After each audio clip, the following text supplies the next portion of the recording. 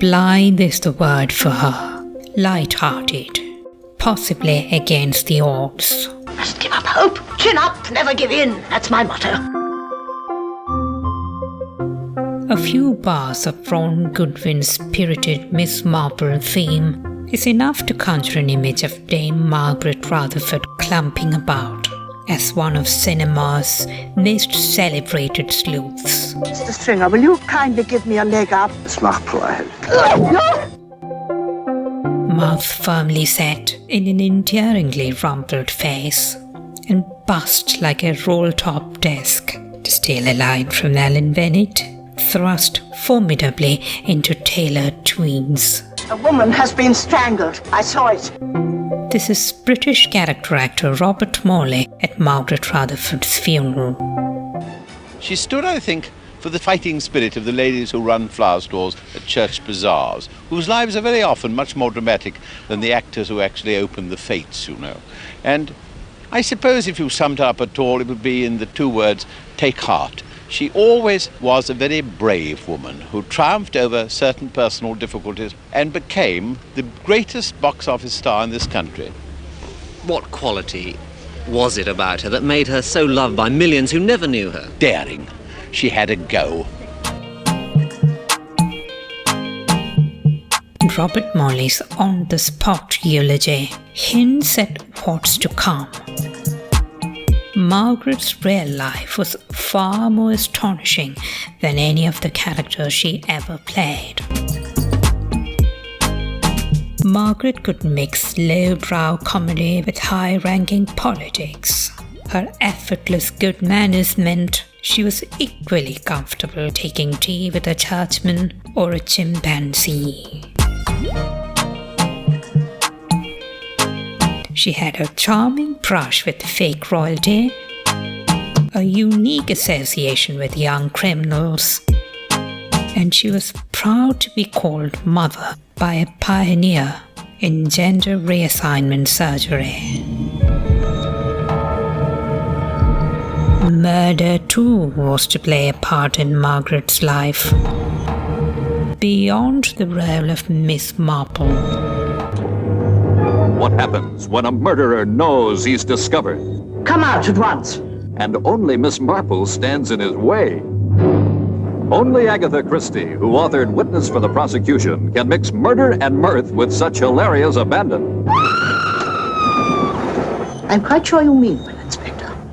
But if you imagine that I am going to sit back and let everybody regard me as a dotty old maid, you are very much mistaken. But dotty old maids were Margaret's stock in trade. From the quivering Miss Prism, who absent-mindedly leaves a baby in a handbag, in The Importance of Being Earnest, to the formidable feminist battling Alistair Sim in The Happiest Days of Your Life.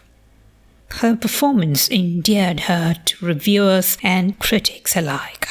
Audiences absolutely adored her, from beginning to end, and with the utmost vigour. When Miss Rutherford came onto the stage, there was an audible buzz of amusement from the audience invariably. She was bemused benevolence personified, a caution, a sight for sore eyes. Nymphs and shepherds, come away, come away. Oh, list! Hark! Hark! Thrice hark! Nymphs and shepherds, come away, come away, come away.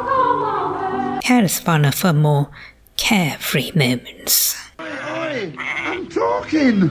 Francis, what? The wind! The wind! I know. I should take some... No, the wind calling us to play. Oh, can't you play on your own? Are you kidding? You must no. Sorry. Oh, why did you have to take your veil off? Well, we're alone.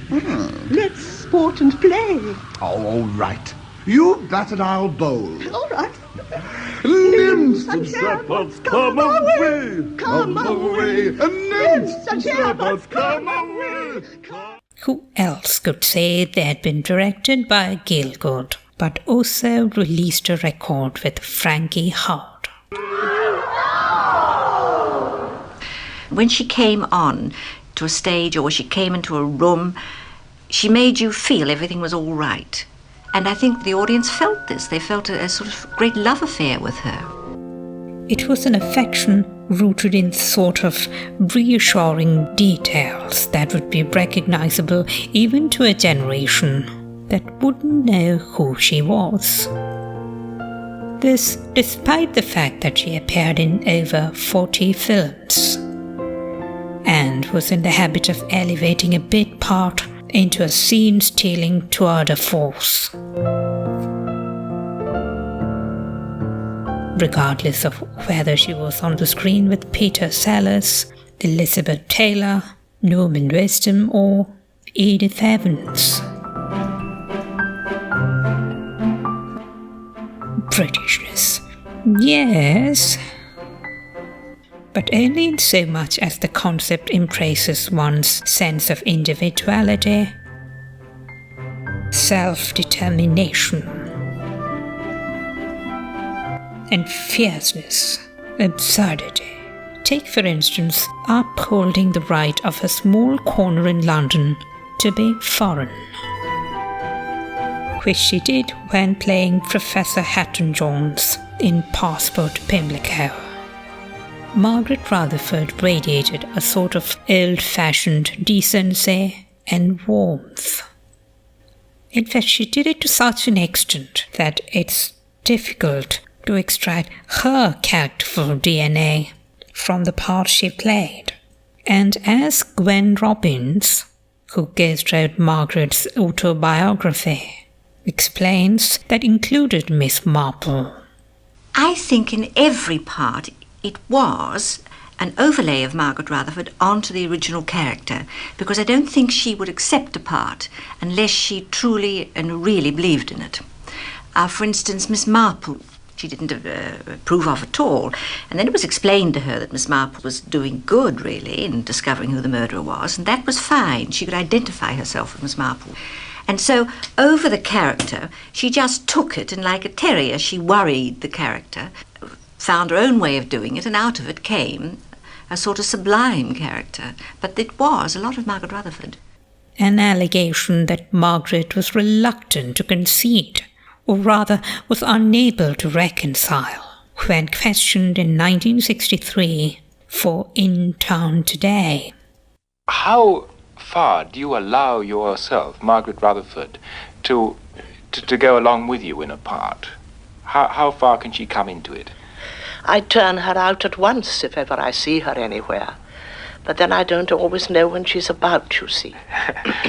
But my great delight in being an actress is to escape from myself into some other person. The unmistakable voice of Dame Margaret Rutherford, that great and unique eccentric of the English theatre. Her admirers are worldwide, and her performances on film now classics. What was her particular genius? Something in the voice, the way the head tilted back in pleasure or interest. Once you'd seen Margaret Rutherford, I don't think you ever forgot her. And that goes for her performance on both the stage and the screen. It began with the stage. She was a theatre actress first. Or rather, it began with music and the voice. First of all, Margaret Rutherford taught elocution and the piano, and something elocutionary lingered in her acting. You might say she made a comic feature of it. An observation from the film critic de L'Espal, which might seem odd, given Margaret's physiognomy.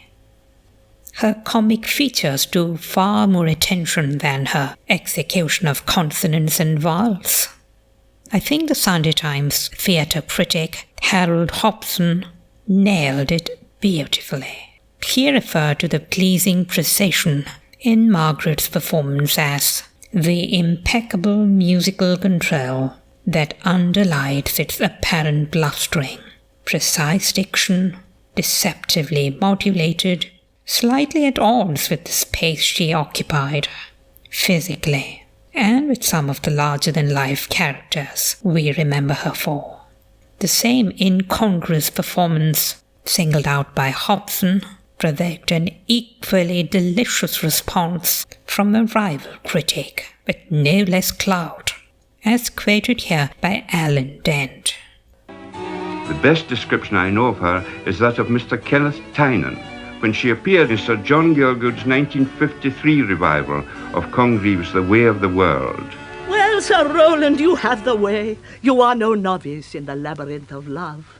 You must not attribute my yielding to any sinister appetite. The figurehead of the production was Margaret Rutherford, got up as Lady Wishfort, the man-hunting Pythoness. Villain! Superannuate! This was a banquet of acting in itself. Was there ever such a foul-mouthed fellow? I'll reduce him to frippery and rags, a tatterdemalion. Miss Rutherford was filled with a monstrous vitality. The soul of Cleopatra had somehow got trapped in the corporate shape of an entire lacrosse team. I shall never recompose my features. I'm absolutely decayed. Look, Foible. The unique thing about Miss Rutherford, Mr. Tynan went on, is that she can act with her chin alone.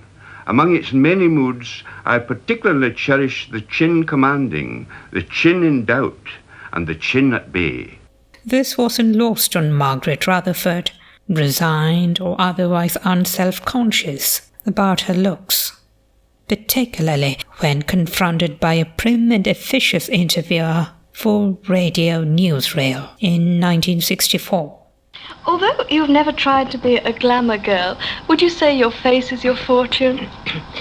Well, yes, I suppose I have to admit that my 5 chins have something to do with it.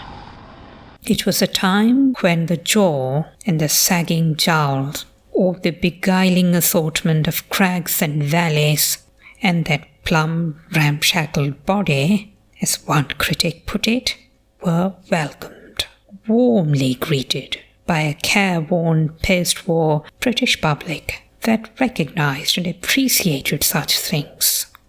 A withering look, a hoist of an eyebrow, or the smallest of gestures was made to convey as much meaning, if not more, as a witted line, and characteristic of an era, a type of comedy in which so much had to go unsaid.